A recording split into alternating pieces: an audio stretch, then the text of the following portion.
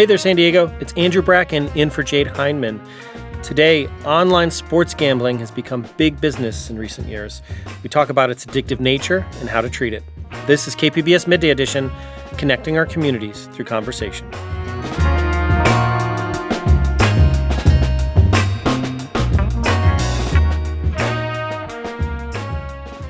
In 2018, the U.S. Supreme Court lifted a ban on sports betting. And since that time, the industry has boomed. Much of that growth has come from online sports betting. Nearly half of American men under the age of 50 have an account with at least one online sports book. And today, it seems like you can hardly watch a game, a sports show, or listen to a sports podcast without hearing all about the overs and unders and props and all the gambling lingo that goes with sports betting culture.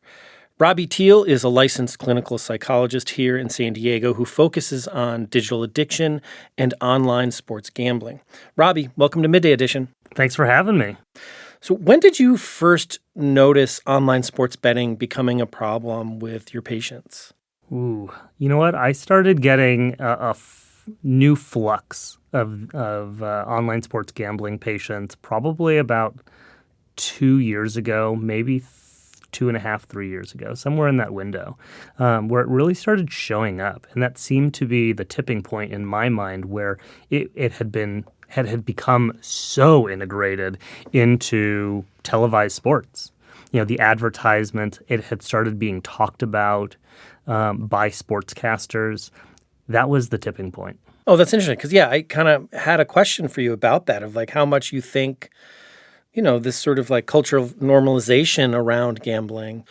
Again, it's all over ESPN. I think ESPN, the sports network, has their own sports book, their own like gambling part of the company. So do you think that's contributing clearly to this problem of online sports betting addiction? I would be lying if I said no. That inflection point where sportscasters and people within the industry are normalizing the betting of these games. That's architected.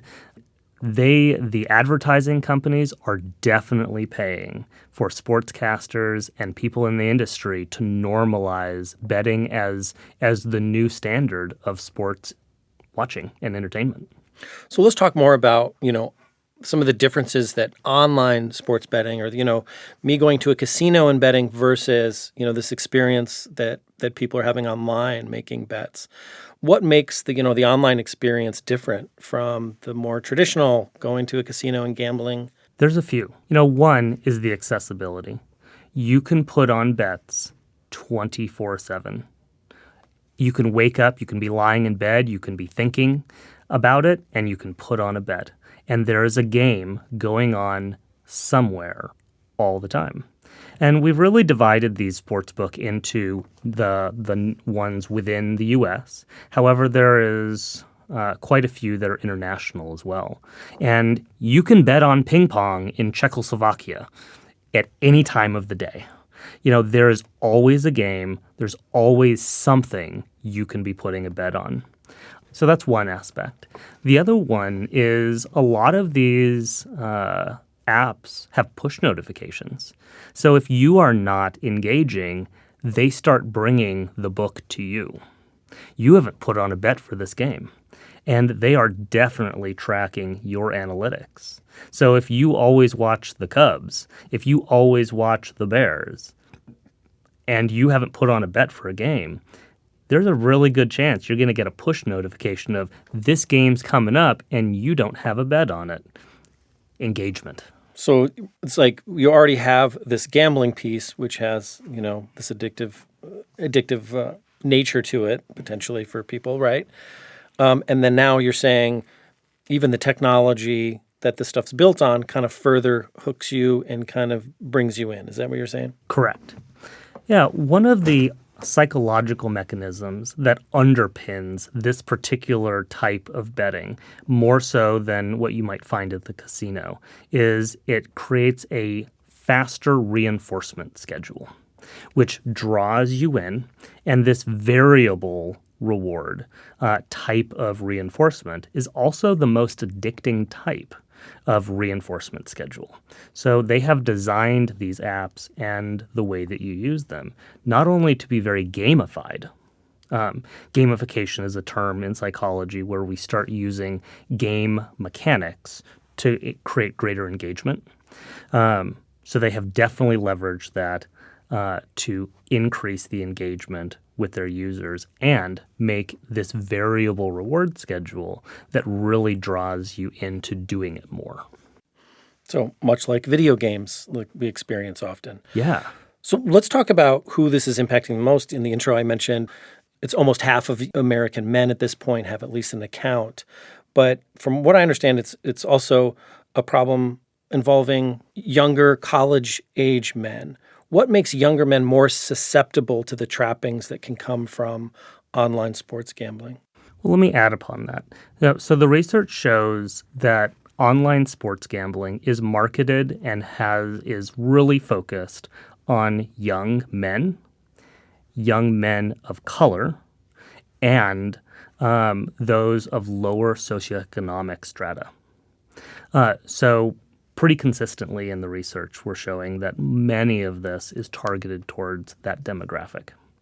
And when we look at the statistics of problem gambling, I believe it's 87% of all of the users are male.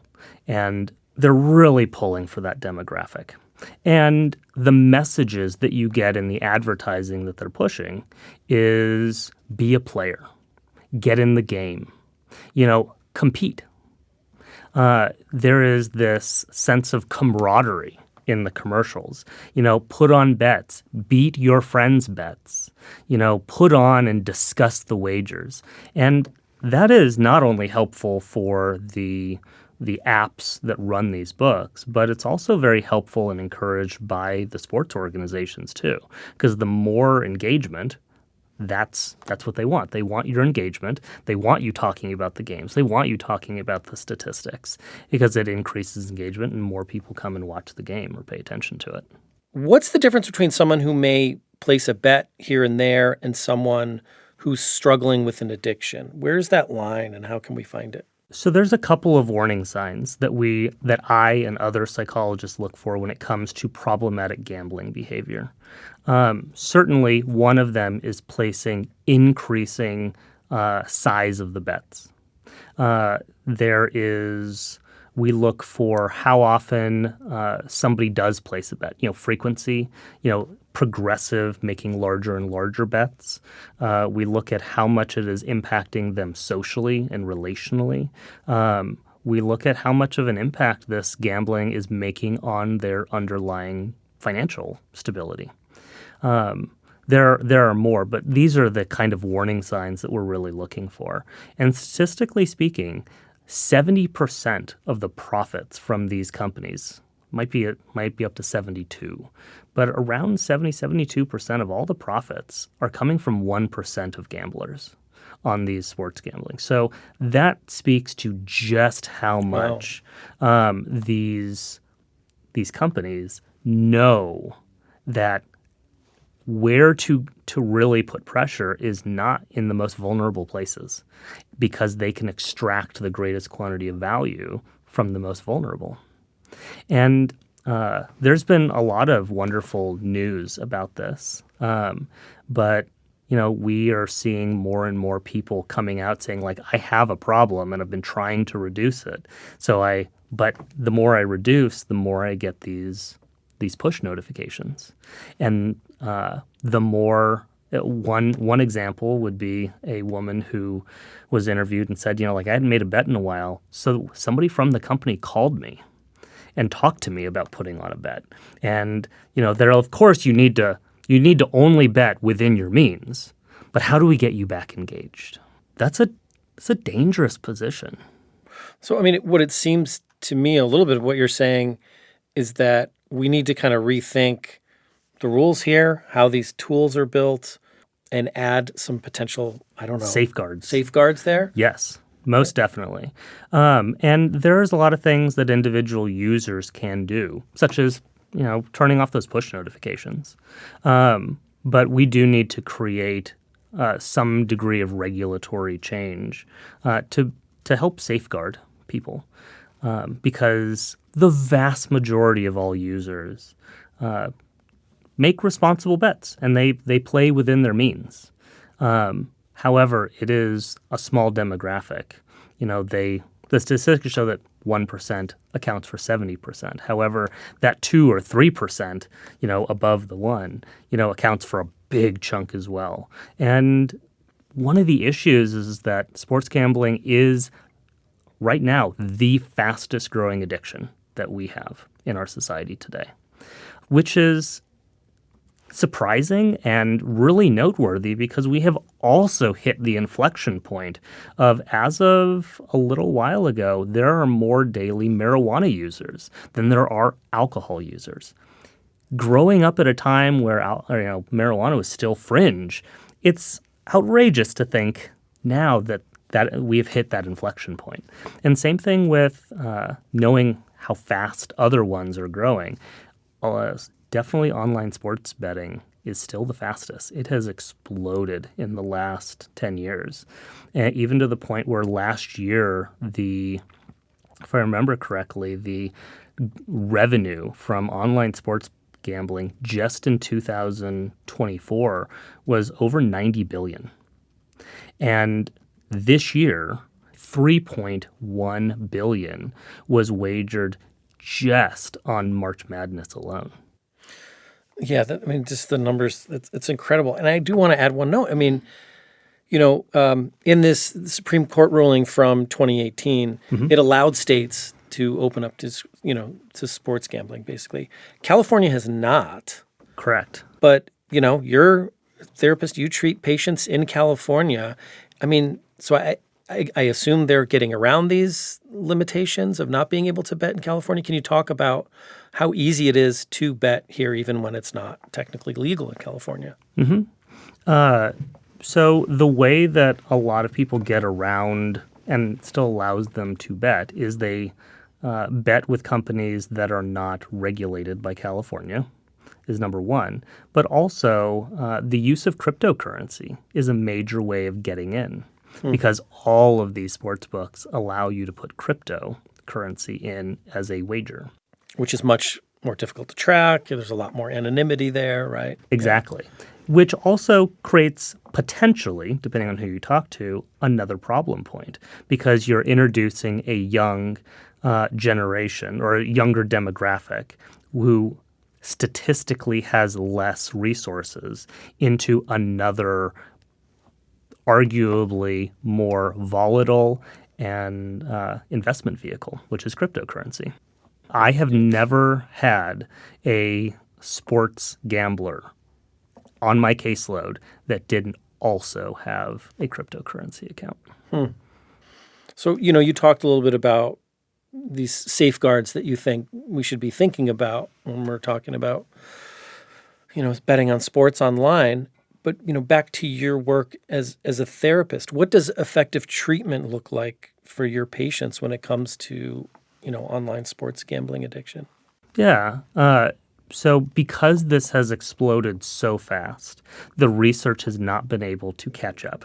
And there are major deficits in looking at the differentiation between male and female gamblers. There is very poor longitudinal data. So there's a lot of holes in the research. However, what we have found is that the major modalities for treating this, the ones that have been the most successful, is doing very good motivational interviewing, which is a therapy technique where a therapist or counselor helps the patient address, recognize, and get in touch with their own motivations for change, and then helps them guide themselves, kind of as the air beneath their wings to go through their own change process and in the direction that they want to go. Cognitive behavioral therapy. Is a major form of treatment that has been found effective. Granted, there hasn't been a lot of replication studies as of yet. Last year, a study came out for graduated exposure therapy for the reduction of online sports betting. However, even beyond a big formal therapy, there's a lot of harm reduction techniques that can be done along the way. I gave the example of turning off push notifications. That is a harm reduction technique. Creating a separate bank account. Some individuals have the fun money bank account where they can't touch the main one. And if they lose what's in that bank account, it's almost like only bring in your $200 to Vegas. That's how I do it. If you lose your $200, don't need an ATM card. You just go with cash. You just go with cash. You're done, right? And there are some nice things about online sports gambling in comparison. It's not all bad. Generally sports gambling, there's limited resources you can wager because you can only wager what's in your account. It's not like you can be, IRA on this bet, individual retirement account. You can only play with the money that's in it. However, that still doesn't stop you from taking loans other places and borrowing money from friends and family. You can still get very much in the hole, and it can still cause a lot of problems. But it's different than the physical gambling where you have to look somebody in the eye and make a wager and front the money. So, if someone might be struggling with a gambling addiction or know someone who is struggling with, online sports gambling, where can they go to find help and find support? What suggestions would you have for them?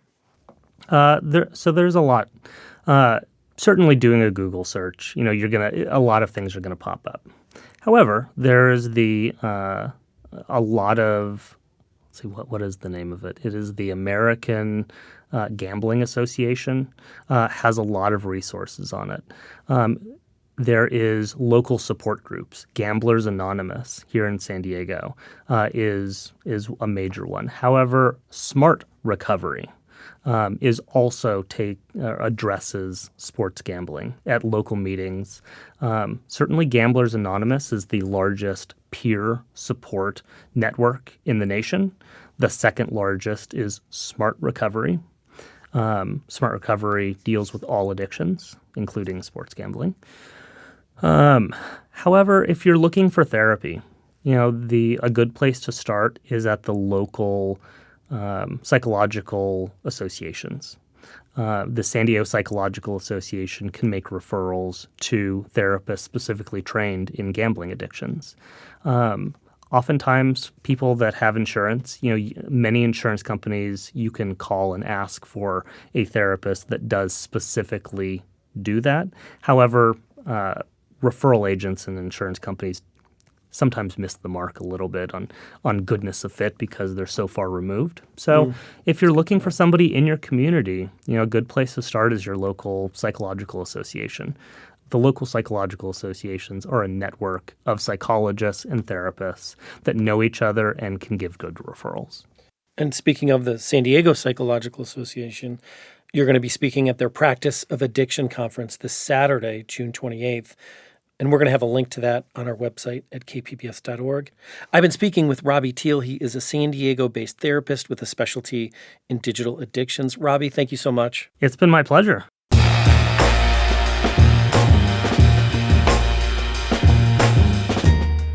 That's our show for today. I'm Andrew Bracken. KPBS Midday Edition airs on KPBS FM weekdays at noon, again at 8 p.m.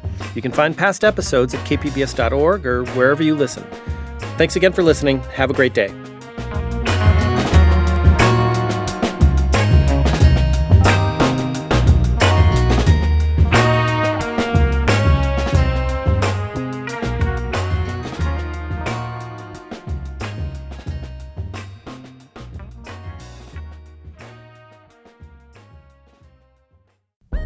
Now on the Finest podcast, the NPR Tiny Desk Contest, we highlight our favorite local entries and hear from the artists who made them.